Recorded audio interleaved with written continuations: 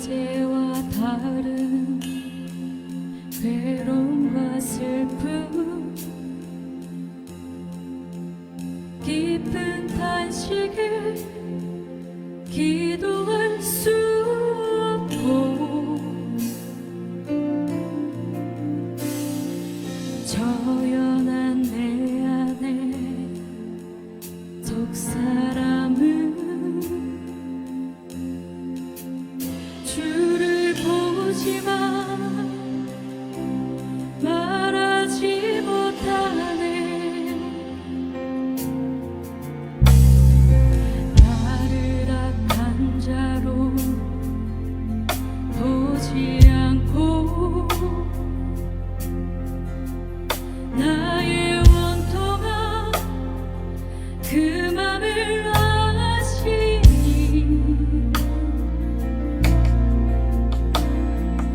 오직 나의 주, 내 주의 사랑이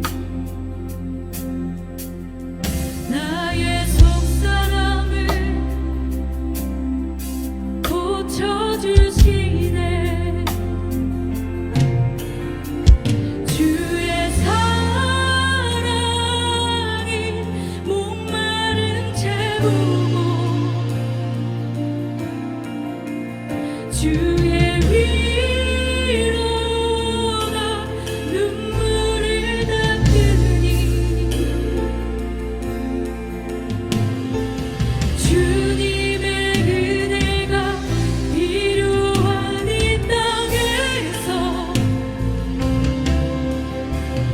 이곳에서 주와 함께 노래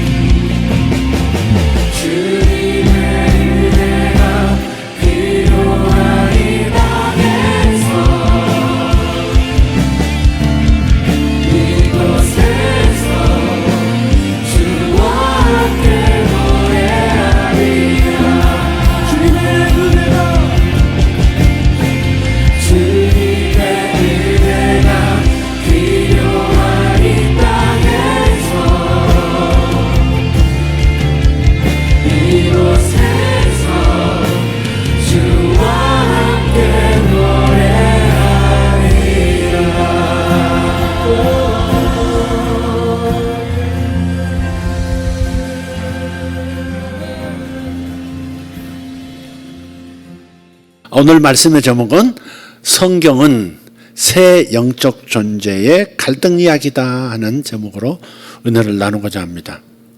성경을 어떤 초점을 가지고 성경을 읽을 것인가 하는 데 따라서 그 내용이 좀 달라지고 읽는 방법도 달라지고 읽는 은혜의 내용들이 달라질 수 있어요.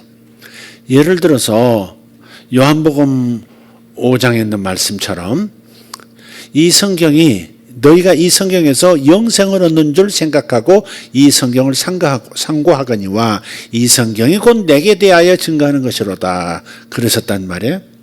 5장 39절인가요? 5장 네, 맞아 그럴 겁니다. 그런데 그렇다면 그런 관점에서 보면 성경은 전부 예수님에 관해서 말씀하는 거구나 하고서 예수님을 발견하기 위해서 성경을 읽는다면 성경 창세기 읽을 때 예수님이 발견되고 출애굽기 읽을 때 레위기 읽을 때 모든 요한계시록까지 읽을 때 예수님이 이렇게 드러나서 예수님에 대해서 더 알게 되는 축복이 나타날 거예요. 또 조금 더 살을 붙여서 성경은 예수님이 이루신 구속사다. 성경은 구속사 이야기다. 보면 어떻게 타락했고 버려졌던 인생들이 주님의 수고로운 희생을 통해서 우리 구속되고 구원받게 되었는가 하는 이야기로 계속 이어지고 있다는 사실을 또 발견하게 될 겁니다. 성경은 예수에 관하여 적혀졌다. 성경은 예수님의 구속사 이야기다. 또 제가 지금 표현하고 있는 이 관점에서 또 읽을 수 있어요. 성경이란 새 영적 존재의 갈등 이야기다. 어쩌면 구속사 이야기보다 훨씬 좀 이게 앞뒤로 폭이 더 넓혀진 그러한 그 관점이 될지도 몰라요. 성경을 읽어보면 새 영적 존재가 갈등하는 이야기입니다. 하나님께서 창조하신 이 세상과 이 세상 속에 거주하는 수많은 만물들이 얼마나 많습니까? 동물, 식물, 광물 할 것 없이 하늘의 별들만 해도 얼마나 많은 수를 헤아립니까? 얼마나 많은 종류가 있습니까? 그런데 그런 보여지는 관점이 아니라 세 종류의 영적 존재들의 갈등 이야기로 성경을 이렇게 그 관점, 그 안경을 쓰고 보기 시작하면 그렇다라고 말할 수밖에 없게 될 거예요. 새 영적 존재의 첫 번째는 하나님이시죠. 하나님은 영이시니 그랬어요. 하나님은 영이시니, 하나님은 영이세요. 그래서 육안으로 발견할 수가 없는 거예요. 하나님은 분명히 존재하시지만 육안으로 볼 수 없는 까닭은 영이시기 때문에 그런 거예요. 영은 눈으로 볼 수 없지만 손으로 만질 수 없다고 하지만 그러나 분명히 하나님의 존재하심은 분명하죠. 첫 번째 영적 존재는 하나님 당신 자신이십니다. 두 번째는 천사들입니다. 천사들이 영적 존재들입니다. 천사도 둘로 나누죠. 선한 천사들, 즉 하나님 편에 서서 하나님께 순종하고 복종하는 천사들, 하나님을 대항해서 하나님 나라를 회방하는 악한 천사들, 사탄과 악령들과 귀신들, 이 두 그룹의 천사들이 있어요. 그런 통칭해서 천사들입니다. 하나님이 영이시고 천사들이 영이에요. 육체를 가지지 않은 순수한 영적 존재들이죠. 세 번째는 육체를 가졌지만 마음이라는 혼이라는 기능도 가졌지만 본질은 영인 존재가 있어요. 그게 인간이죠. 인간은 영이에요. 여러분 제가 정의를 성경적으로 내려드린 것들을 항상 머릿속에 담아두셨으면 좋겠어요. 그 개념이 분명해야 세상을 해석하고 자신을 해석하는 그 능력이 선명해지는 겁니다. 사람은 영이에요. 사람은 육체가 아니에요. 사람은 마음이 아니에요. 사람의 본질은 영이에요. 사람에 있어서, 사람의 기능에 있어서 가장 중요한 기능은 영이에요. 영. 사람은 영으로서 마음이라는 혼이라는 기능을 가지고 몸 안에서 사는 존재, 그게 사람에 대한 정의라 말씀을 드렸어요. 이보다 더 간결하게 얘기할 수 있을까? 신학적으로, 성경적으로. 사람은 영으로서, 영인데 하는 말이죠. 영으로서 혼을 가지고 몸 안에서, 육체 안에서 사는 존재, 그게 바로 사람, 인간이죠. 그러나 사람의 본질은 영이 가장 중요한 기능이기 때문에 영적 존재죠. 동물하고 달라요. 동물은 영이 없죠. 네, 그래서 영생도 없고 영벌도 없는 거예요. 그냥 죽으면 끝인 거예요. 그래서 동물의 혼을 각혼이라고 그래요. 각혼. 깨닫는다. 인지한다. 그래서 각혼. 동물은 각혼을 가지고 있을 뿐이에요. 영은 없어요. 영이 없어요. 근데 영도 없는 그 영생하지도 않는 동물한테 사람보다 더 돈을 들이고 더 하는 것은 아닌 것 같습니다.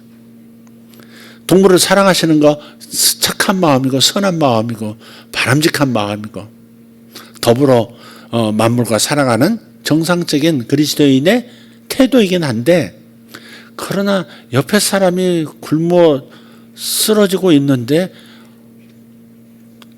반려견, 반려묘한테 반려돈도 있더만. 반려돈, 돼지하고도 같이 살더만. 뱀하고 같이 사는 사람도 있고 그냥. 반려사, 뱀이죠. 근데 거기에 지나치게 액센트를 두시면 안 돼요. 그건 하나님의 질서를 어긋내는 거예요. 사랑하되 정도껏 질서 있게 사람을 더 중히 여기고 그 다음에 그 동물들이고 하는 것이지, 동물이 사람보다 우선이고. 옛날에 수련회를 한번 갔는데 애완견을 데리고 오셨어요. 어떤 집사님이. 근데 그 집사님이 도가 지나친 거야.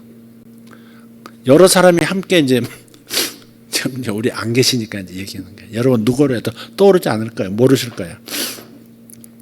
함께 숙소에 다 들어갔는데 10명이면 10명씩 다 들어갔단 말이에요. 근데 자기 강아지를 방 가운데 가장 따뜻한 곳에 탁 넣는 거예요. 그 집채. 그 이제 딴 분이 이제 그건 아니다 싶어가지고 쓱 발로 밀어가지고 저쪽으로 했어요. 누가 이렇게 했지? 그러더니 다시 그 가운데다. 다시 가운데다. 이불 있는 그 한가운데다. 또 치우면 또 갖다 놓고. 또 그것 때문에 또 상처받고. 어떻게 강아지를 그렇게 함부로 대할 수 있느냐고. 그렇게 말하는 당신, 사람을 더 존중하세요. 사람의 마음이 어떤지도 살펴야지. 그렇지 않나요? 모르지. 이제 뭐 선거철 돼가지고 내가 국회의원 나간다면 반려견들을 키우는 분들한테는 내가 표를 못 얻겠지. 만약에 그런다면. 그렇지만 할 소리는 해야 될 것 같아. 사람이 우선이지.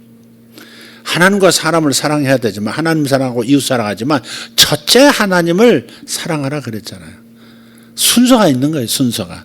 사랑에도 순서가 있는 거예요. 질서가 있는 거예요. 좀 옆으로 셌어요. 성경 이야기는 5만 가지 이야기, 여러 나라들의 이야기, 수많은 사건들, 수많은 상황들의 이야기로 도배가 되어 있지만 가만히 살피면 새 영적 존재들이 서로 갈등하는 이야기가 여기 적혀 있다는 거예요. 하나님과 인간이 갈등하는 이야기. 에덴 동산에서 하나님께서 이건 절대 먹으면 안 된다. 이건 내가 너희들에게 요구하는 단 하나의 율법이야. 단 하나의 율법이야. 나머지는 다 너희들이 임의대로 먹어도 좋아. 다 너 임의대로 할 수 있어. 그러나 선악을 알게 하는 이 나무는 너희들이 건드리지 않았으면 좋겠어. 너와 나의 약속으로서 세운 나무야.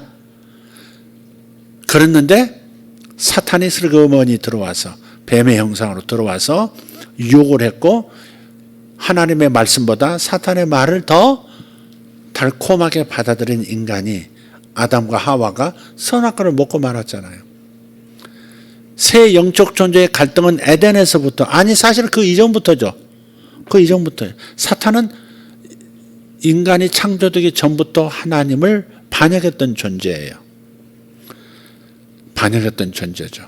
그런 의미에서 하나님과 천사가 갈등하고, 하나님과 인간이 갈등하고, 우리를 타락시킨 그 사탄 세력과 우리 인류가 또 갈등하고 천사와 천사들이 또 갈등하고 새 영적 존재가 갈등하는 이야기가 성경 이야기다 하는 겁니다. 나라와 나라가 전쟁하는 것 같지만 이스라엘과 이방 나라가 전쟁하는 것 같지만 배후에는 하나님의 역사하심과 사탄의 역사가 다 이렇게 뒤섞여서 배후에서 역사하고 있는 그 장면들을 우리는 성경에서 찾아낼 수 있어요. 그래서 성경은 뭐냐? 새 영적 존재 갈등 이야기다 하는 겁니다. 이 갈등 이야기의 관점에서 성경을 읽기 시작하면 또 다른 재미가 있고 또 다른 맛이 나오게 되어 있습니다. 에덴에서 새 영적 존재가 갈등하기 시작했고요. 또 두 번째는 예수님의 탄생 때도 보면 새 영적 존재의 갈등이 있어요. 요한계시록 12장 1절 4절 지난번에 우리 말씀을 나눴던 부분인데 한번 읽어볼게요. 사도 요한이 하나님께서 보여주신 천상에서 벌어진 일들에 대해서 보고 기록한 거죠. 하늘에 큰 이적이 보이니 해를 옷 입은 한 여자가 있는데 그 발 아래는 달이 있고 그 머리에는 12별의 관을 썼더라. 성경에서 여자 이렇게 나오면 여자는 그리스도의 신부 교회를 의미한다. 그렇게 생각하시면 돼요. 아무개 사르밧 과부 하면 사르밧 과부 얘기지만 에스더 하면 에스더 얘기지만 불특정 다수처럼 이렇게 여자 이렇게 이런 뭐라고 하나 대명사라고 하나요? 뭐라고 하나요?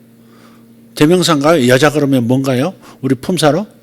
그냥 명사인가요? 대명사? 명사인가요? 여자 이렇게 나올 때는 그 교회를 뜻해요. 근데 이때는 구약교회예요. 구약교회. 머리에 12별의 면류관을 썼다가 12지파를 뜻하고 있는 거예요. 하나님의 영광을 덧입고 있고요. 그래서 이건 구약교회예요.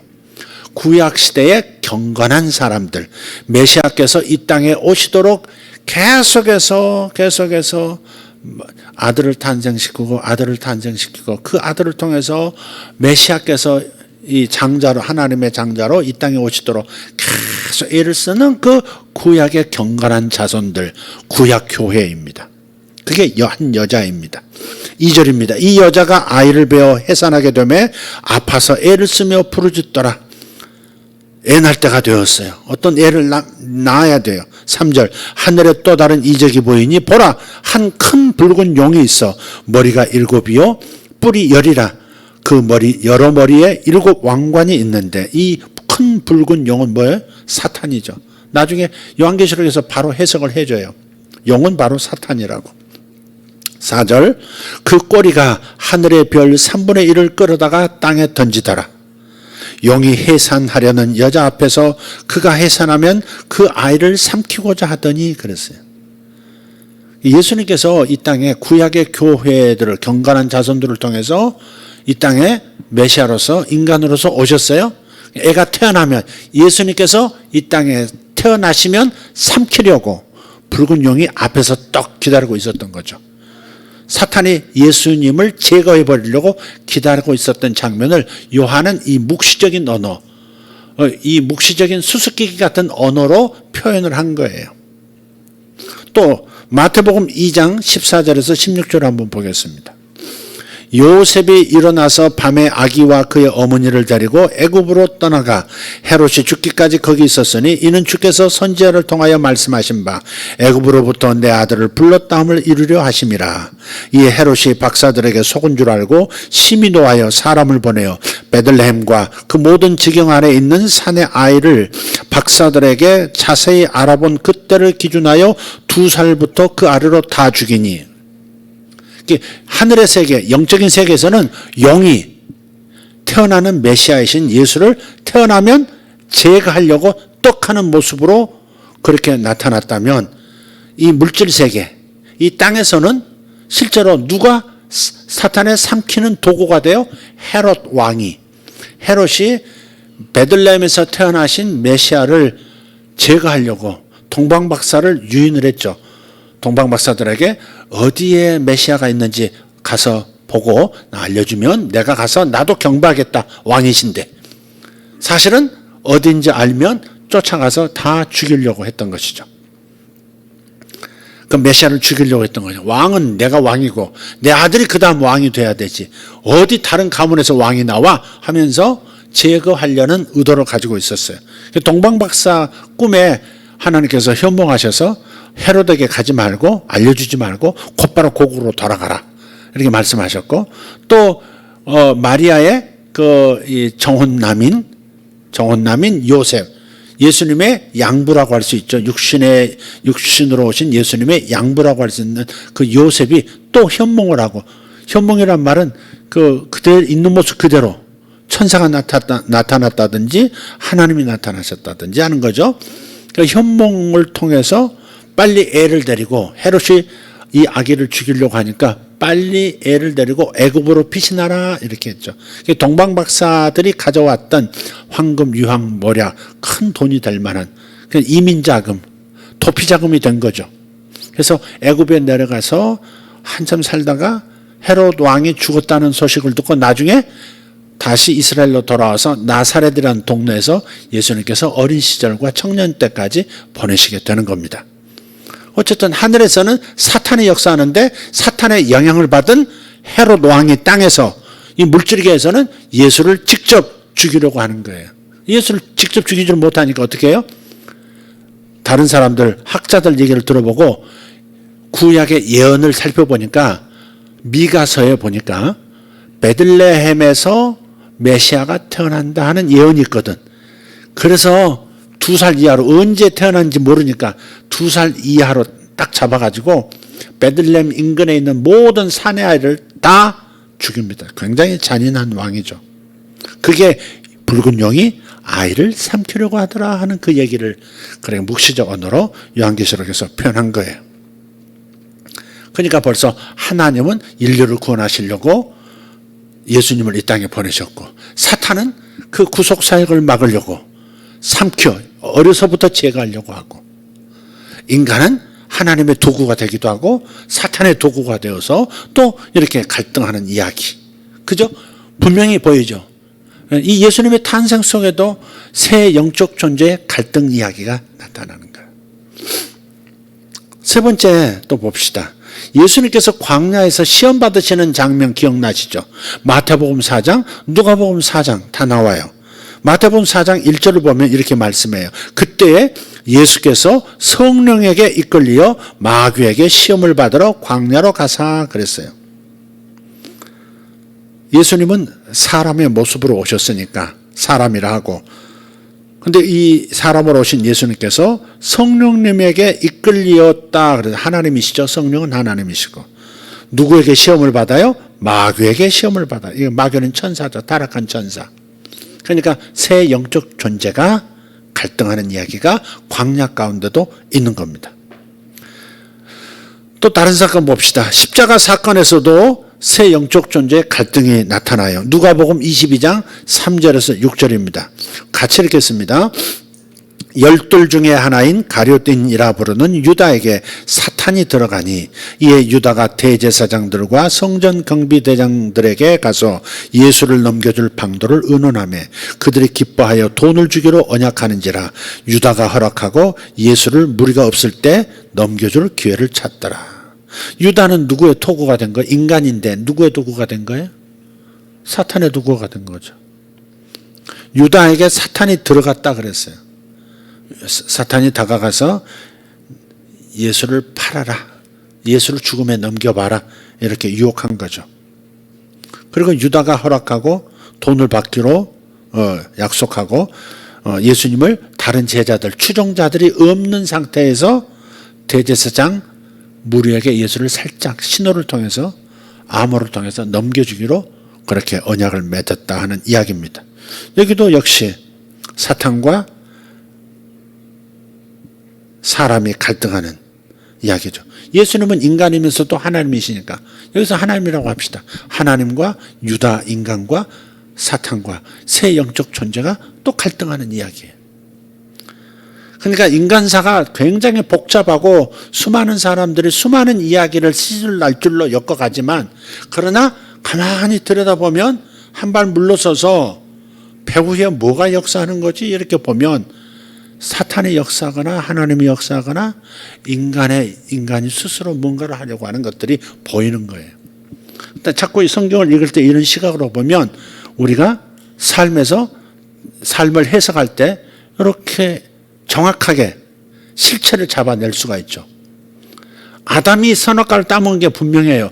근데 아담과 하와가 선악과를 따먹은 다음에 부끄러워하고 하나님을 피하고 자꾸 숨고 하나님께서 묻는 겁니다. 누가 너한테 벗었다고 하는 사실을 알려주었느냐?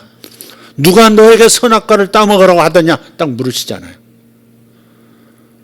그러니까 인간의 행태, 인간의 언어, 인간의 문화를 가만히 보면 그 습속을 보면 배후에 하나님이 역사하시는지 사단의 역사.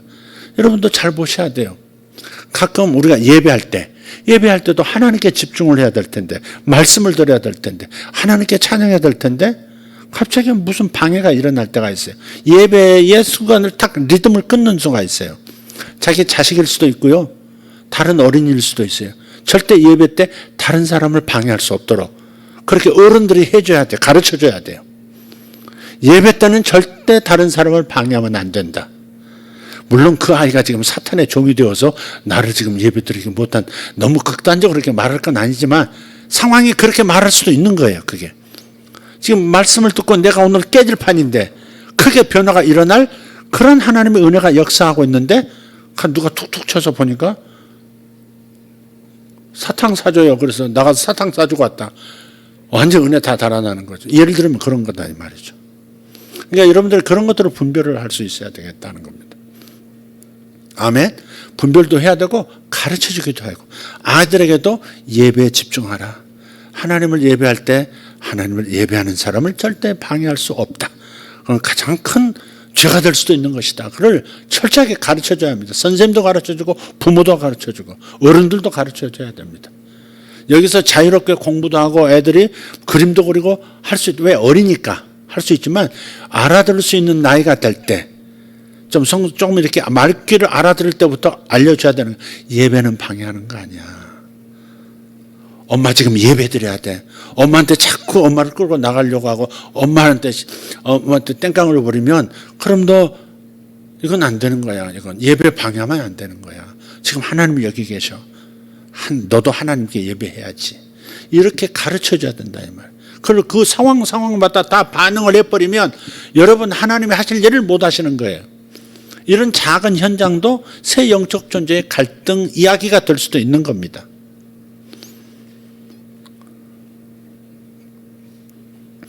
너무 디테일한 걸 건드렸나? 내 얘기인데 그러신 분 있으면 그럴 수도 있고 아닐 수도 있다. 그런 생각하세요.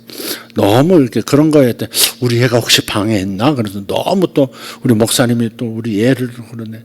그렇게 생각하지 말고 이건 배워야 할 문제니까. 내가 강단에서 어떤 구체적인 사안을 가지고 끌어다가 얘기할 때는 우리 모두가 배워야 되기 때문에 얘기하는 것이지 그게 꼭 잘못됐느니 뭐 이런 걸 지적하기 위해서라고 생각하시지 말길 바라요. 이것도 엄마들 아빠들 다 훈련이에요. 자기 자식 때문에 무슨 문제가 생겼다. 그것도 내가 이것을 통해서 내가 엄마로서 아빠로서 뭘 배워야 하는 것이구나 라고 생각하고 이걸 통해서 모든 성도들이 또 배우는 것이구나 이렇게 긍정적으로 생각할 일이지 지적받았다, 마음에 상처받았다, 기분 나쁘다 그러면 안 돼요. 어떨 때 애들한테 상처받아가지고 하소연하는 아빠 엄마들도 있어요. 그러니까 여러분 마음도 항상 이렇게 진리 안에서 연단을 받으셔야 돼.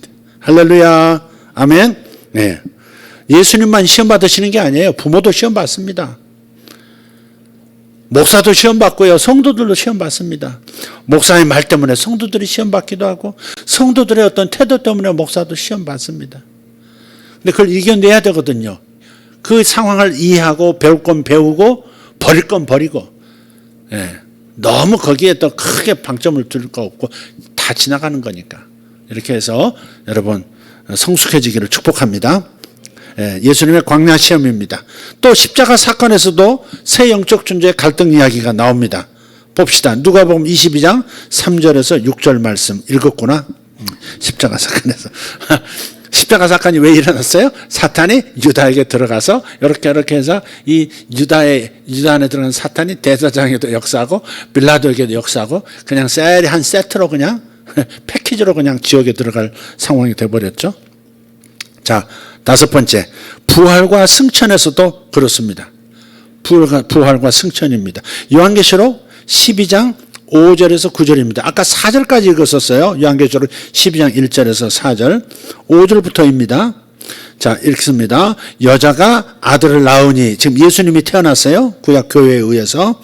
나오니 이는 장차 철장으로 만국을 다스릴 남자라. 철장은 뭐예요? 쇠파이프예요. 쇠파이프를 가지고 모든 사람을 그릇이라고 그러잖아요. 다 깨버린다. 제대로 만들어지지 못한 그릇은 다 깨버린다 하듯이 세상 권세도 다 깨버리실 수 있는 분이 우리 주님이신 줄 믿습니다. 장차 철장으로 만국을 다스릴 남자라. 그 아이를 하나님 앞과 그 보좌 앞으로 올려가더라 그랬어요.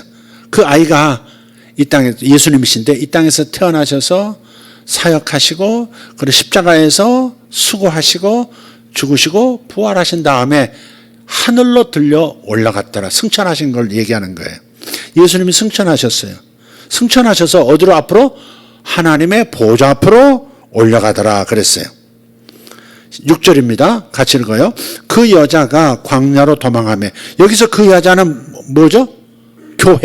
교회인데 이때는 예수님께서 십자가와 부활을 다 이뤘기 때문에 이제는 구약교회가 아니라 그 구약교회가 신약교회로 이어진 것이죠. 신약의 교회예요. 신약교회예요. 그 여자가 광야로 도망하며 거기서 1260일 동안 그를 양육하기 위하여 하나님께서 예비하신 곳이 있더라. 근데 이런 걸 보면서 세상에 환란이 일어나면 하나님께서 어떤 특정한 지역, 특정한 나라를 두고 그 피난처로 삼으셔서 모든 크리스찬들을 그쪽으로 모은다는 거야. 보호하기 위해서. 이걸 문자로 해석하시면 안 돼요. 이 세상 자체가 광야죠. 그죠? 애굽도 광야 같은 곳이에요. 광야였지만 하나님께서 고센이라고 하는 곳에서 철저하게 거기는 10가지 재앙이 나타나지 않도록 보호하셨잖아요. 그런 것처럼 이 세상 속에 사는 모든 신실한 그리스도인들이 세상이 아무리 사탄에 의해서 적그리스도에 의해서 아무리 어려운 일이 세상에 펼쳐져도 하나님은 우리를 보호해 주신다 하는 말씀을 하고 있고, 이 땅에서 우리가 구원받았는데 예수님의 구속사역이 다 이루어졌는데 왜 재림을 안 하시느냐? 1260일이라고 하는 것은 바로 주님께서 다시 오시는 그날까지 알 수 없는 긴 기간을 말하는 거예요. 1260일을 달로 말하면 42달, 그걸 연으로 말하면 3년 반. 3년 반 이퀄 42달 이퀄 1260일인 거예요. 그러니까 1260일 혹은 3년 반 42달이라고 하는 이 숫자는 예수님께서 초림하셔서 세우신 교회가 주님이 데리러 오실 이 재림의 때까지 기간을 말하는 거예요. 기간을 말하는 거예요. 이 기간 동안에 왜 주님이 재림을 늦추시느냐? 재림이 왜 하나님의 정하신 때까지 기다려야 되느냐? 그동안에 교회는 양육된다. 성령에 의해서 양육되고 세상 속에서 그리스도의 신부로 단장되고 어린 양의 완전한 혼인잔치를 통해서 영생의 세계를 열도록, 그래서 교회를 연단하고 훈련시키시고 양육받는 기간, 그게 1260일, 그게 3년 반인 거예요. 요한계시록을 이렇게 해석을 해야 정상적으로 해석하는 것이고 그게 불안과 두려움이 없는 거예요. 제가 그랬잖아요. 그런 말이 많았단 말이에요. 호주가 인류가 종말을 맞을 때 피난처라고. 호주가 보면 정말 그럴 것 같아. 온갖 진귀한 동물들이 가득해요. 자연환경이 끝내줘요, 정말. 뉴질랜드도 그렇고. 그러니까 정말 인류가 큰 세상에 핵전쟁이 일어난다든지 그럴 때, 세상에 살아남은 사람들이 호주로 와서 살면 딱이겠다 싶은 생각이 언뜻 들 수 있어요. 그렇게 꽤 맞추면. 그런 건 아니다, 이 말이에요. 그런 건 아니에요. 윤필립 목사님이 나한테 그러더라니까, 목사님, 제가 감동을 받았네. 필리핀이 피난처 같습니다. 피난처인 필리핀을 위해서 기도해 주십시오. 아나 필리핀 피난처다. 아마 농으로 했는지 진담으로 했는지 잘 모르겠지만 옛날에 아주 옛날에 그런 적이 있어요. 그건 아니다 그런 거. 특정한 지역이 피난처가 아니에요. 주님 품이 피난처예요. 주님이 산성이시고 주님이 반석이시고 주님이 방패시고 주님이 보호막이시고 할렐루야. 그런 거예요. 하나님께서 예비하신 특정한 장소를 생각하시면 안 됩니다. 7절 하늘에 전쟁이 있으니 미카엘은 누구죠? 전쟁하는 천사들의 리더 천군장 미카엘 휘하에 전쟁하는 천사들을 그의 사자들이라고 말하는 거예요. 미카엘과 그의 사자들이 용과 더불어 싸울 때, 용은 사탄이라고 그랬죠. 사탄과 그의 사자들도 싸우나 갈등하는 거죠. 갈등하는 거예요. 8절 이기지 못하여 다시 하늘에서 그들이 있을 곳을 얻지 못한지라. 큰 용이 내쫓기니 곧 옛뱀 곧 마귀라고도 하고 사탄이라고도 하며 온 천하를 꿰는 자라. 그가 땅으로 내쫓기니 그의 사자들도 그와 함께 내쫓기니라. 주님께서 승천하신 다음에 아들이 그 태어난 남자가 사역을 다 마치시고 부활하고 승천 이렇게 하늘로 올려지신 다음에 맨 처음 한 일이 뭐라고요? 사탄을 내쫓는 거였다고. 하늘에서 자꾸 당신의 자녀들의 그 잘잘못을 가지고 고발하고 재판장이신 하나님께 자꾸 이렇게 상소문 올리고, 욥도 그래서 그렇게 당한 거 아니에요. 하나님은 공의로우시기 때문에 사탄이 고발하는 걸 들으실 수밖에 없었던 거죠. 그게 허용된 거였었으니까 구약 때는. 그러나 예수님께서 십자가에서 모든 사탄의 일들을 다 인간의 죄짐을 다 지시고 저주를 다 지시고 해결해 버리신 다음에는 사탄은 더 이상 사람을 공격할 수 있어요, 없어요? 없다고요. 사람이 아니라 구원받은 사람들을 공격할 수 없고 참수할 수가 없어요. 그냥 내쫓아라 그런 거예요. 예수님께서 부활 승천하신 다음에 맨 처음 하신 일이 사탄을 내쫓은 일이라고요. 참수하지 못하도록, 우리를 정죄하지 못하도록, 하나님이 벌 주지 못하도록 사탄을 내쫓아 버린 거예요. 그런 예수께서 하신 일이 얼마나 감사해요. 복음은 승천하신 것까지가 복음이에요. 승천하셔서 사탄을 내쫓은 것까지가 복음이에요. 아멘. 땅에서 보이는 십자가의 그 희생만 복음이 아니라 장사되시고 부활하셔서 죽음을 이기시고 승천까지 하셔서 하나님 보좌 앞에서 중보하시는 역할, 그리고 사탄을 내쫓는 이 역할까지, 이게 다 복음이죠. 이걸 생각하면 우리가 힘이 나지 않겠습니까? 아멘. 나를 고발할 자가 하늘에 없다니까, 하나님께. 그러니까 하나님을 어려워할 필요가 없는 거예요. 그냥 하나님께서 나를 불편해 하시고, 하나님께서 나를 대하여 실망하시고, 그렇게 은혜를 베풀었건만 너는 왜 또 그렇게 자빠졌냐 그러면서 너 죽고 나 죽자 그런 심정으로 나를 쳐다보시는 게 아니라니까. 사탄이 내쫓긴 것을 기억하시기를 바랍니다. 할렐루야. 고발자가 이 우주 안에 단 한 존재도 없다는 것을 기억하시고, 그저 하나님은 나를 향해서 그저 구원받은 내 영혼을 바라보시면서 항상 좋은 것을 베풀고자 하시는, 굳이 하나님께서 나를 또 다루신다면, 나를 훈련시키기 위해서 뭔가를 하신다면 징계하실 때는 징계하시기도 하신다 정도 생각하시면 되는 거예요. 아멘. 네, 그렇습니다. 마귀가 내쫓겼습니다. 아멘. 마귀라는 말은 이간하는 자라는 뜻이거든요. 마귀는 이간한다 그 말이에요. 이간한다. 제가 계속 틈만 나면 반복해요. 디아볼로스라는 단어예요. 디아는 무엇과 무엇 사이, 줄기와 가지 사이를 이간한다, 잘라버린다. 하나님과 당신의 자녀 사이를 갈라버린다, 격리시킨다. 그게 마귀, 디아볼로스의 본 뜻이에요. 그러니까 왜 마귀라고만 하든지 사탄이라고 하든지 하지, 뭐 마귀라고도 하고 왜 또 사탄이라고도 하고 또 용이라고도 하고 또 뱀이라고도 하고 왜 그러지? 그때 상황마다 이 사탄이 하는 그 어떤 행동과 역할, 목적들을 가지고 호칭을 달리 부르는 거예요. 예를 들어서 하나님을 대적할 때, 하나님 나라의 일을 방해할 때 사탄아 그래요. 사탄아. 베드로를 통해서 예수님 십자가를 통해서 죽으시면 안 됩니다 라고 제안을 했을 때, 만류할 때 사탄아 그러잖아요. 사탄아 너는 나를 넘어뜨리는 자로다. 내 뒤로 꺼져 그러시잖아요. 그때는 사탄이에요. 하나님이 일을 방해할 때 사탄이에요. 사춘기 자식이 내 믿음 생활 제대로 못하게 하면 그때는 사탄이 우리 딸을 통해서 아들을 통해서 지금 역사하고 있는 것이라 생각해도 돼요. 이겨야 돼요. 이겨야 돼. 아멘. 이겨야 되는 거예요. 예. 하나님의 일을 방해할 때, 하나님을 향하는 발걸음을 방해할 때 사탄인 거예요. 그런데 하나님의 사랑을 의심하게 하거나 성도의 사랑을 의심하게 하거나 교회의 애정을 의심하게 만드는 것은 분리시키는 거잖아요. 교회로부터 떨어져 나가게 하는 거잖아요. 그때는 마귀라고 하는 거예요. 마귀가 역사했다 그러는 거예요. 마귀가 역사했다. 사탄의 공격 혹은 마귀가 역사했다 그러는 거예요.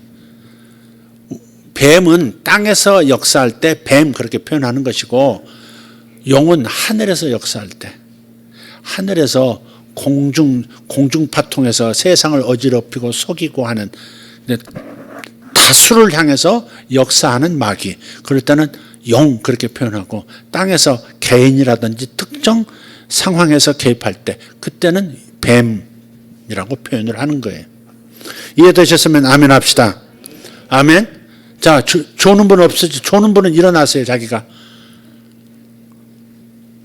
설교 시간만 딱 되면 졸 준비를 다 하고 바로 가는 사람도 있어요.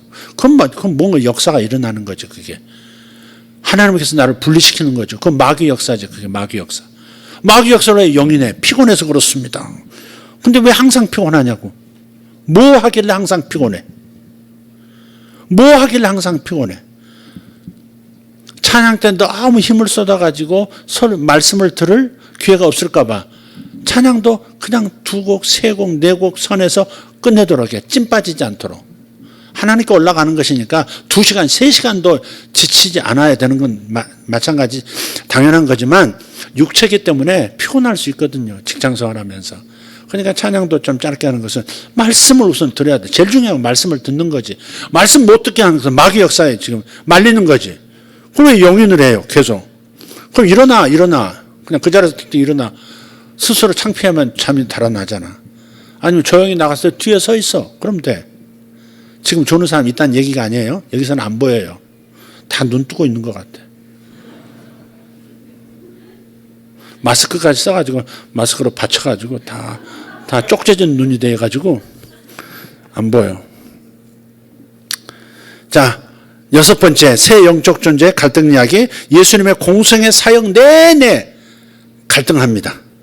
예를 들어 보겠습니다. 마태복음 8장 16절 시작. 저물매 사람들이 귀신 들린 자를 많이 데리고 예수께 오거늘 예수께서 말씀으로 귀신들을 쫓아내시고 병든 자들을 다 고치시니. 아멘. 주님께서 일단 귀신부터 쫓아요. 귀신부터 쫓는다고. 예배 때마다 설교 때마다 졸음이 오는 분 귀신부터 쫓으세요. 남의 귀신 쫓으려고 하지 마. 자기 속에 이 졸음 귀신 쫓으세요. 자기 육체 속에서 역사하는 거니까 따귀로 쫓으시니라고 해서 자기 따귀 찰싹 한 대 때리든지. 옛날에 어디 집회를 갔더니 그 부목사님이 앞에서 껌을 씻고 있는 거야. 계속 앞에 앉아서 저 부목사님 같은데? 그래서 물어봤어요. 직분이 뭐냐고 그랬더니 부목입니다. 그러더라. 근데 왜 껌을 씻고 있어요? 예배 시간에? 설교 들으면서. 그랬더니 졸지 않으려고 그러더라. 졸지 않으려고 지금 껌을 씻고 있대. 그래, 이 껌을 씹으면 졸음이 달아나죠. 도움이 돼요. 그렇지만 내가 이제 건수를 잡아가지고 그분을 한 30분을 놀려 먹었어. 계속. 아니, 이 유명한 강사가 와서 설교를 하는데 졸립지 않으려고 껌을 씹어요? 아니, 이럴 수가 있나? 담임 목사님, 어떻게 이럴 수가 있습니까? 이러면서 계속. 껌이라도 씹든지. 혈행이 좋으면 졸음이 달아나죠. 어쨌든 여러 가지 귀신부터 쫓아내는 거예요. 예수님은 귀신하고 원수야, 원수. 인간을 괴롭히는 원흉이기 때문에 귀신부터 쫓아내는 거예요. 보세요. 에덴 동산에서도 아담아, 누가 너한테 선악과를 먹으라고 깨웠느냐. 그러니까 당신이 내게 준 여자가 선악과를 따먹으라고 했습니다. 여자에게 공을 넘겨요. 자기 아내에게. 뼈 중에 뼈요, 살 중에 살이라고 하더니 자기가 불리하니까 여자한테 공을 탁 넘겨. 그런 남자 만나면 되겠어, 안 되겠어? 안 돼요. 안 돼요. 안 돼요. 안 돼요. 안 돼요. 근데 그 여자가, 하와가 뭐라 그래요?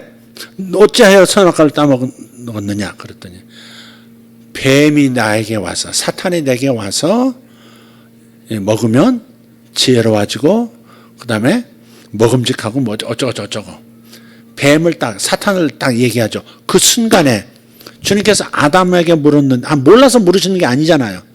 원흉을 찾아내려고 하는 것이잖아요. 그래서 아담에게 묻고, 아담에게 하와라고 하니까 하와에게 또 묻고, 하와가 뱀을 딱 지목하자마자 그때 곧바로 뱀에 대해서 너는 가축 중에 가장 천한 것이 되어서 배를 땅에 대고 뭐 이렇게 기어다닐 것이고 흙을 먹을 것이고, 다 상징적인 얘기죠. 그래서 뱀부터 저주해 버리잖아요. 여자의 후손이 네 대갈통을 밟을 것이고, 너는 발악하면서 발뒤꿈치 한번 살짝 물고, 그게 십자가 사건이죠. 발뒤꿈치 물 것이고, 그러나 네 대가리는 깨질 것이고, 나머지 몸뚱이는 예수를 믿고 구원받은 교회가 네 껍데기 다 벗길 것이고, 그런 거죠. 뱀 껍질 벗길 때 대가리 못으로 받고 그 다음에 딱 껍질 쫙 잡았더니 벗기는 거거든요. 그러니까 나머지는 교회가 처리하는 거예요. 머리는 주님이 해결하셨고, 머리를 해결했으면 위협 없이, 두려움 없이 껍데기 벗길 수 있지 않냐 이 말이지. 어쨌든 간에 주님은 뱀이 나오자마자 저주부터 하시고, 그 다음에 하와에게 책망하시고 저주하시고, 그 다음에 아담에게 또 저주하시고 그러시죠. 아담에게 먼저 하시고 하와에게 먼저 다음에 하시고. 그러니까 뱀은 무조건, 사탄의 역사는 주님께서 가장 먼저 척결하기를 원하시는 아주 주님의 대명제예요. 대명제. 가장 큰 숙제, 사탄 제거. 그래서 귀신을 쫓아내시는 하고, 그 다음에 병도 그 다음에 고치시잖아. 순서가 그러잖아. 귀신들을 쫓아내시고 그 다음에 병든 자를 고치시고. 물론 병 뒤에 귀신이 있으니까 귀신 쫓아내고 병 고쳤다, 뭐 이런 말씀도 되지만은, 그러나 주님께서는 귀신하고는 같이 있을 수가 없는 거예요. 무슨 일을 절대 귀신이 듣는 데서, 귀신이 역사하는 데서 다른 일을 진행하지 않으세요. 귀신부터 쫓고 그 다음에 다른 일을 진행하시는 분이세요. 제자들의 사역에서도 마찬가지입니다. 마가복음 6장 7절 보세요.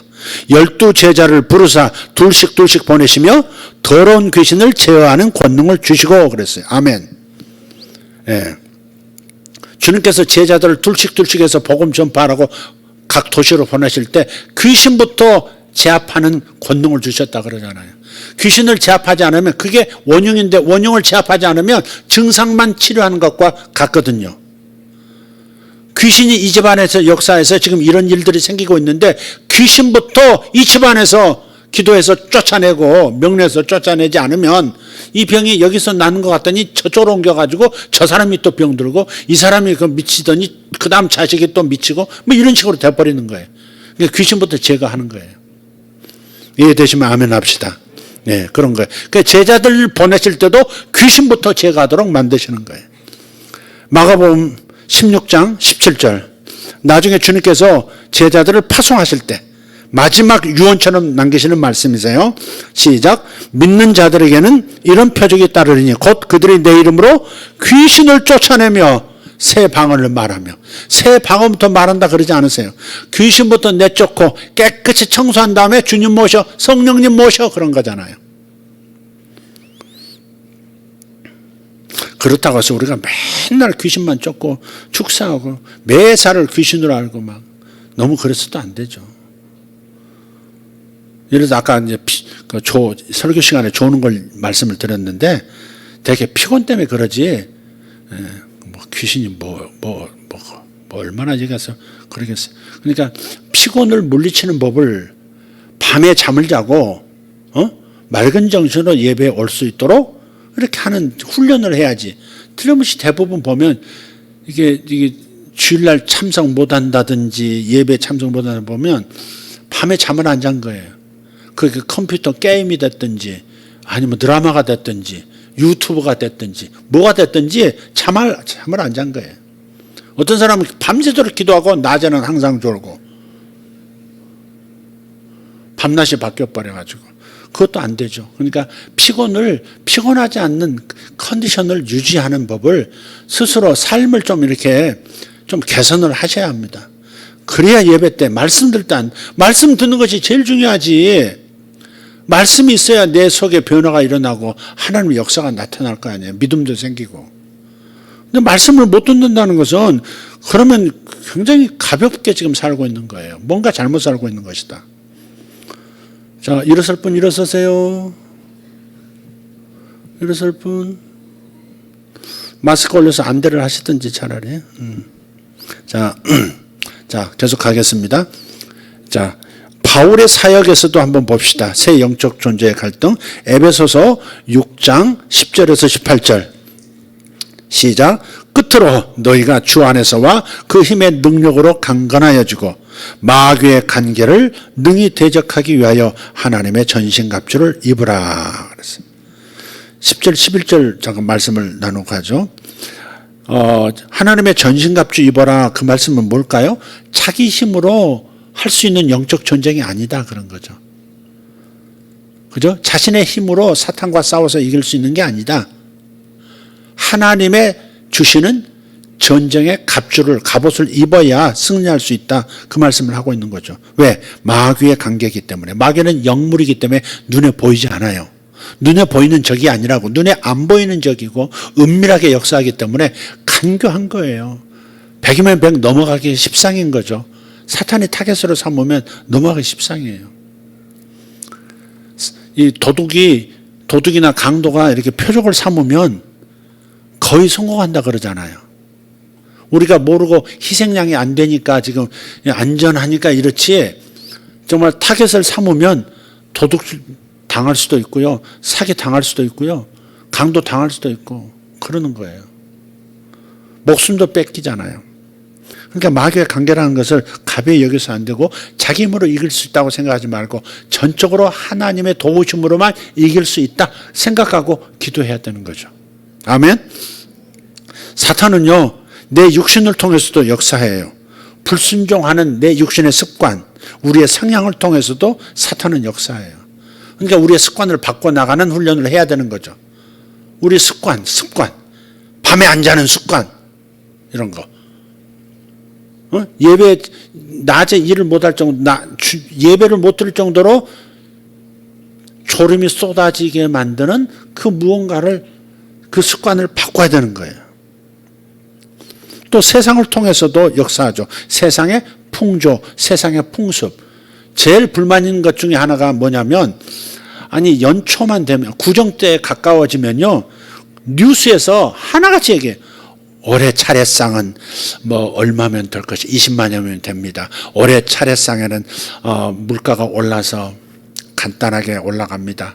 뭐 생선 안 올라가고 고기 안 올라가고 과일 몇 가지 올라갑니다. 뭐 이런 얘기.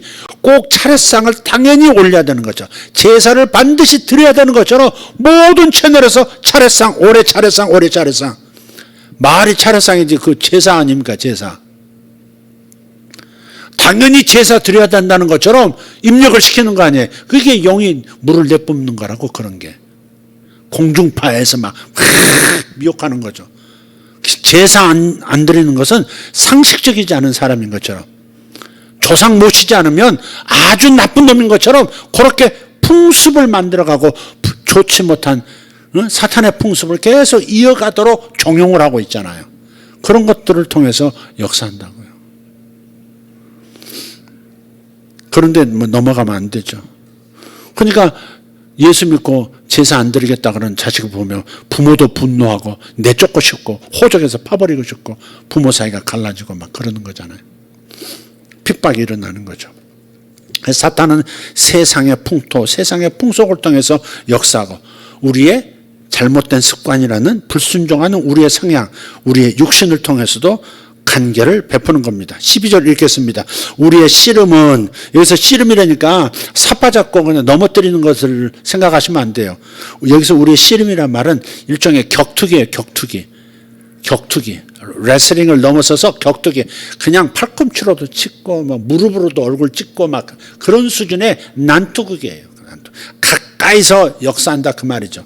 우리의 씨름은 혈과 육, 사람을 상대하는 것이 아니요 통치자와 권세들과 이 어둠의 세상 주관자들과 하늘에 있는 악의 영들을 상대함이라. 그래서 통치자, 권세, 어둠의 세상 주관자, 하늘에 있는 악의 영들은 각각 역사하는 파트, 역사하는 계급들을 얘기하고 있는 거예요. 사탄의 조직도예요. 사탄의 조직도. 13절 그러므로 하나님을 같이 읽어요. 하나님의 전신갑주를 취하라. 이는 악한 날에 너희가 능히 대적하고 모든 일을 행한 후에 서기 위함이라. 그런즉 서서 진리로 너희 허리띠를 띠고 의의 호심경을 붙이고 평안의 복음이 준비한 것으로 신을 신고 모든 것 위에 믿음의 방패를 가지고 이로써 능히 악한 자의 모든 불화살을 소멸하고 구원의 투구와 성령의 검 곧 하나님의 말씀을 가지라. 모든 기도와 간구를 하되 항상 성령 안에서 기도하고 이를 위하여 깨어 구하기를 항상 힘쓰며 여러 성도를 위하여 구하라. 여기 기도가 나오죠. 하나님의 말씀이 나오죠. 영적 전쟁에 관한 얘기하다가 마지막에 성령의 검, 즉 하나님의 말씀을 가지라 그랬어요. 그래서 말씀 듣는 게 중요하다니까. 기도하는 것보다 말씀 듣는 게 중요해요. 기도 많이 했는데 말씀을 못 듣는다? 그건 실수하는 거예요. 말씀을 가져야 승리할 수 있는 거예요. 영적 전쟁하느라고 나 피곤해서 그렇다. 그런 거 없어요. 그런 게 어디 있어요. 말씀이 무기인데 말씀을 못 듣는다면 무기 없이 마귀하고 밤새도록 싸운다는 얘기 아니에요. 그리고 기도도 굉장히 중요한 거죠. 영적 무기 중에서 말씀과 기도가 핵심인 거죠. 그래서 18절까지 사도 바울이 영적 전쟁을 어떻게 할 것인가, 영적 전쟁의 대상이 뭔가에 대해서 말씀을 하고 있어요. 저희 교회에서 지난해 12월 27일인가요? 조관사님? 송구 영신 예배 때 하나님 주신 감동을 따라서 마약의 영과의 전쟁을 선포했습니다. 그래서 마약이 너무 심각한 것임을 여러분도 뉴스를 통해서 이미 다 들으시고 아실 거예요. 그래서 그때 선포했고, 그리고 성도들이 그때부터 우리 그날 저녁에 강하게 기도했고 영적 전쟁을 시작했고, 그리고 예배 때마다 한 번씩 이렇게 선포하고 했었습니다. 그 이후에 올 초에 들어와 가지고 이제 그 멕시코 마약 왕이 그러니까 생산하는 그 본산이죠. 그 마약 왕의 아들 하나 잡는데 29명이 죽었으니까 얼마나 심각한 거예요. 마약 왕 아들 하나 체포하는데 29명 죽었다니까요. 군인 2명 포함해서 마약 그 사범들, 유통업자들 다 죽었죠. 그렇게 그런 일이 있었고, 우리나라로 직접 마약을 들여오는 아주 가장 총책, 외부에서 한국 안으로 마약을 밀어넣는 총책, 탈북녀, 막 니은자를 붙이고 싶어 막 그런 탈북한 여자인데 그 배우 세력이 있겠죠. 그 사람이 그런 일을 할 수 있다. 그 젊은 사람이 배우에 그 사람을 얼굴 마담으로 세우고 움직이는 세력이 있겠죠. 북한이 됐든 뭐가 됐든 잘은 모르지만 어쨌든 몇백 킬로그램씩 해년마다 탁 이쪽으로 집어넣어서 전국으로 퍼지게 만드는 그 총책이 잡혔어요. 태국에 있다가 체포가 됐어요. 그 뉴스가 나왔었고, 또 뭐 공항을 통해서 뭐 굉장히 많은 마약이 들어오다가 걸리고 하는 뉴스들이 계속해서 나왔어요. 그리고 지난 4일 전인가 될 겁니다. 안지석인가요? 난 무슨 가수 중에 안지석이라는 사람이 있대요. 그 사람이 자기 어린 4살짜리 아이가 있는데, 아이가 있는 그 집에서 대마를 직접 키워가지고 피고 판매도 하고, 그러니까 연예계에서 지금 대마라든지 필로폰이라든지 뭐 그런 아주 중독성 강력한 그런 마약들을 만들고 유통시키는 그 세력들이 잡혔어요. 경제계 그 재벌 3세들, 그러니까 현재 그 재벌이라고 하는 그 대기업의 손자들이 이번에 또 마약을 뭐 이렇게 손대고 유통시키다가 한 20몇 명, 23명인가 이번에 체포가 됐더라고요. 전 고위 공무원 자녀도 있고 공직자 자녀들도 잡혔고, 재배에서부터 유통까지, 흡입은 물론이고 재배에서 유통까지 하는 사람들, 그 탑 레벨에 있는 사람들의 자녀들이 지금 이러고 있는 거예요. 이것들이 지금 드러나고 있단 말이에요. 계속해서 드러나도록 기도하셔야 됩니다. 아주 빙산의 일각일 수 있습니다. 이거 중학교 애들까지도 마약이 지금 팔리고 있다고 하는 걸 보면, 지금 우리가 지금 보고 있는 이 뉴스에 올라오는 것들은 빙산의 일각일 수 있겠다. 졸리시면 일어나서 뒤에 서시라니까. 고치세요. 이번 고치지 않으면 안 돼요. 일어나서 뒤로 나와서 딱 서 있다가 오시면 안 졸리잖아. 괜찮아요. 그냥 내가 말할 때 일어나면 그 쑥스러우니까 말 안 할 때 쓱 일어나가지고 저쪽에 서 있다가. 그것도 안 되면 저 화장실 가서 막 이 나쁜 것 하면서 막 때리면서 정신 차리고 돌아오시고. 그렇게 하면 돼. 옛날에 또 돈 스파이크인가? 무슨 무슨 식사 음식 하는 그 사람도 그 자기 집으로 끌어들여 가지고 막 마약 막 파티하고 막 그 잡혔잖아요. 그분도. 그러니까 드러나야 합니다. 드러나도록. 왜냐하면 리더들이 그렇게 하고 있으면 밑에는 얼마나 많은지 그런 걸 보면서 당연하게 얘기할 거 아니에요. 연예계 스타가 저러고 있는데, 재벌가의 자식들이 다 저런 마약을 하는데, 고위 공직자 자녀들이 저러고 있는데 그럴 거 아니에요. 드러나도록 계속 기도해야 합니다. 중보기도를 여러분 계속해서 구체적으로 말씀을 간단하게 드릴게요. 첫째, 국내외 마약 공급자 그리고 수요자들이 모두 드러나도록. 드러나지 않으면 고쳐지지 않습니다. 드러나야 합니다.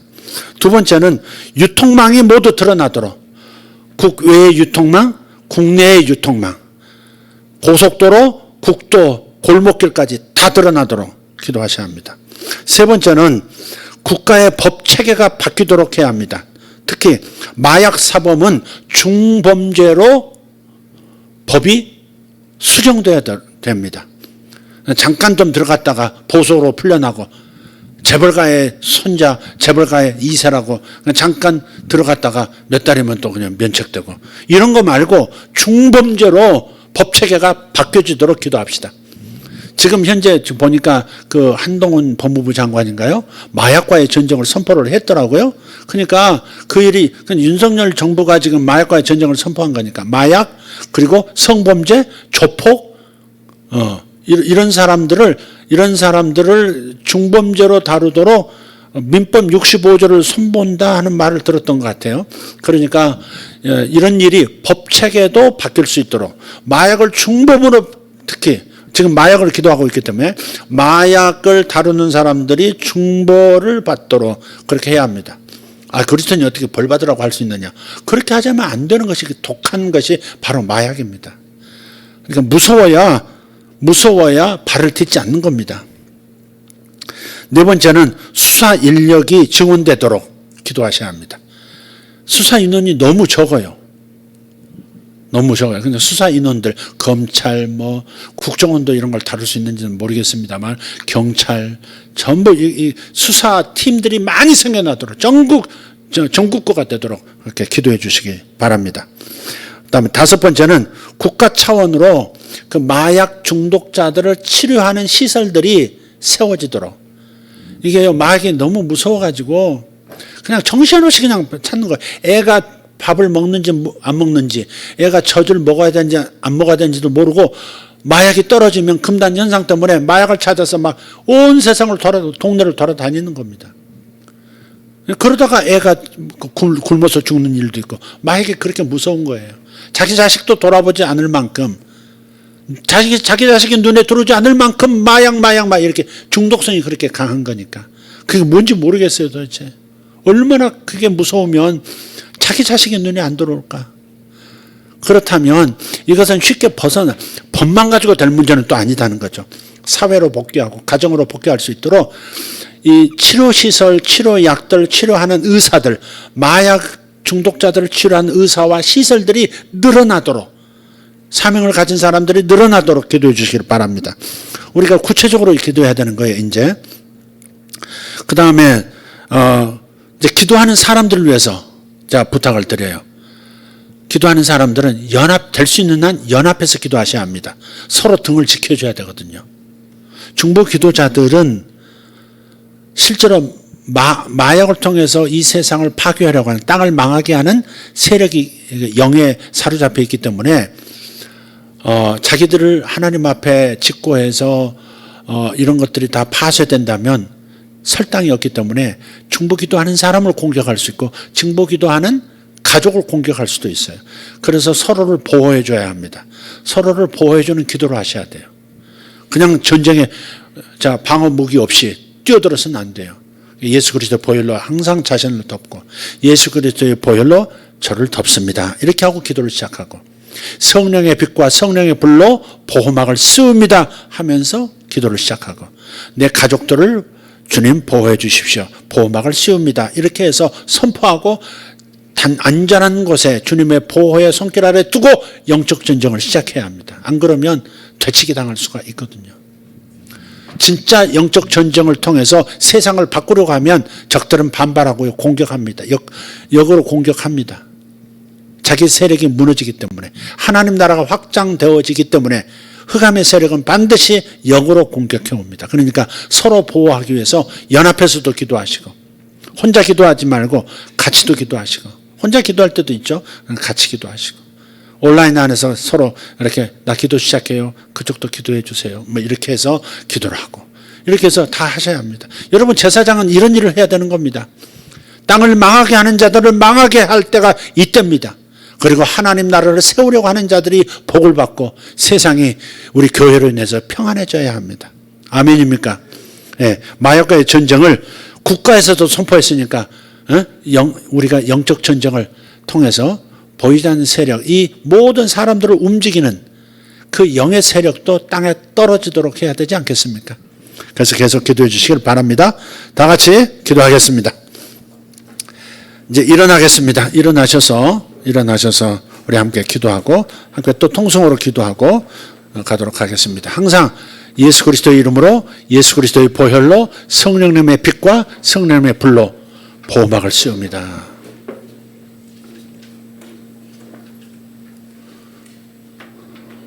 어디 군인 아저씨 오셨나? 고개를 들어요. 그리고 날 봐요. 머리가 군대 가요? 머리를 깎았네. 배로목까지 쓰고.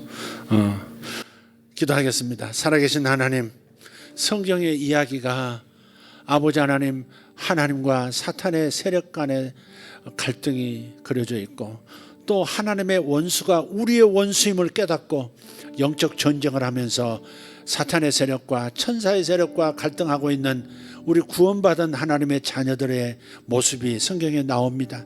우리들도 이 전통을 이어받아, 이 사명을 이어받아 하나님 앞에 아버지 더러운 영들을 몰아내고 이 땅을 망하게 하고 이 땅의 사람들을 피폐하게 만드는 세력들, 특별히 이제 마약을 유통시키고 마약을 이 세상에 퍼뜨리는, 마약으로 세상을 망하게 만들려는 사탄의 세력을 향하여 우리가 영적 전쟁을 선포했습니다. 아버지 하나님, 그저 골리앗이 기절만 하고 끝나게 하지 아니하고 쫓아가서 목을 베어 다시는 일어서지 못하게 했듯이 우리도 끝까지 기도하겠습니다. 완전히 대한민국이 다시 마약 청정국이 될 때까지, 그 이상의 결과를 얻을 때까지 기도하겠사오니 성령이여 도와주시옵소서. 예수 그리스도 이름으로 예수세계교회 모든 성도들과 성도들의 권속을 보호하여 주시옵소서. 예수 이름으로, 그리고 예수 그리스도의 보혈로 보호막을 씌웁니다. 성령의 빛과 성령의 불로 기도하는 모든 성도들 머리 위에, 가족들 위에, 저들의 사업과 저들의 삶의 모든 영역 위에 보호막을 씌웁니다. 아버지 하나님, 주님의 보호하심 아래서 이제 하나님 우리가 영적 전쟁하고 사탄이 땅에 떨어지도록 사탄이 지상에서 꼬리를 말고 일곱 길로 도망하도록 기도하겠습니다. 자신들의 종들을 부리던 그 모든 권세를 무력화시키겠습니다. 주님 역사하여 주실 줄 믿습니다. 예수님의 이름으로 기도합니다. 두 손 들고 주여 크게 외치고 기도하겠습니다. 주여 주여 주여.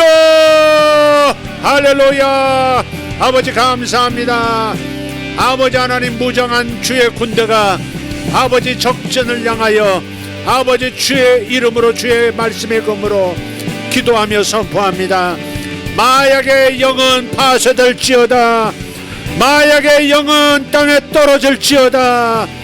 마약의 영들은 저 무정행으로 갈지어다. 주님 감사합니다. 아버지 하나님, 남미의 마약 생산지가 파쇄되게 하시옵소서. 드러나게 하시고 끊어지게 하여 주시옵소서. 저 아버지 하나님, 파키스탄, 아프가니스탄 마약 생산지가 드러나고 파쇄되고 다 제거되게 하여 주시옵소서. 아버지 하나님, 동남아시아의 마약 산지가 다 드러나고 공권력에 의해서 다 파괴되게 하여 주시옵소서. 마약 왕들, 마약 조직들 다 드러나 다 체포돼, 다 체포돼, 다 체포돼. 주님 감사합니다. 역사하여 주시옵소서. 대한민국 안으로 마약을 들여오려 하는 자들, 유통업자들 예수 이름으로 드러나, 더 드러나, 더 드러나, 더 드러나. 공항, 항만 모든 영역에서 다 드러나. 온라인 거래 다 드러나, 다 드러나. 예수 이름으로 드러나. 주님 감사합니다. 아버지, 수요자들 포기하게 하시고 아버지 마약 중독자들 치료할 수 있도록 주님, 국가의 하나님 치료 시스템이 세워지게 하여 주시옵소서. 마약 중독자들 회복할 수 있는 치료 시스템이 세워지게 하여 주시옵소서. 주여 감사합니다. 아버지 하나님, 마약을 찾아내고 마약의 유통망들을 제거할 수 있는 수사요원들 증가시켜 주시옵고, 아버지 하나님, 이 정부가 그 일을 잘해낼 수 있도록 주여 집중하게 하여 주시옵소서.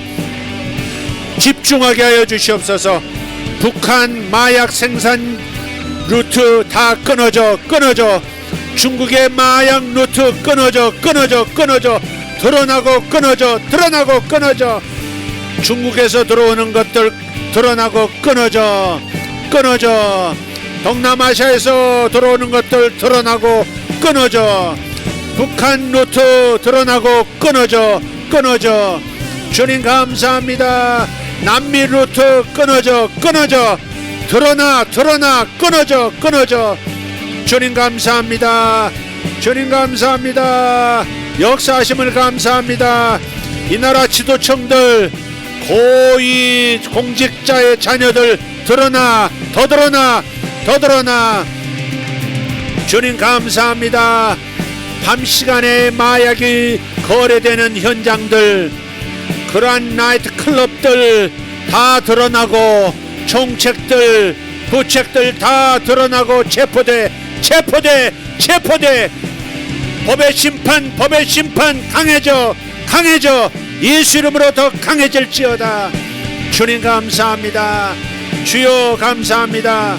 아버지 하나님, 법체계가 더 단호해지도록, 더 세밀해지도록, 더 견고해지도록, 아버지 더 많아지도록 주님 역사하여 주시옵소서. 주여 역사하여 주시옵소서. 아이들의 중독을 주님 치료할 수 있는 시스템, 의사들 일어나게 해 주시옵소서. 그런 시설들 만들어지게 하시고, 그런 아버지 하나님, 그러한 치료법들이 더 많이 나오게 해 주시옵소서. 빨리 중독에서 벗어나 정상적인 삶을 살 수 있도록 주님 역사하여 주시옵소서. 주여 역사하여 주시옵소서. 메케르도 바라 슈라바라 티아라바 소로벨라 디아라반스 이라바리아 도로메 사칼라 티아로본 샬롤라 바라 티아로보스. 더 드러나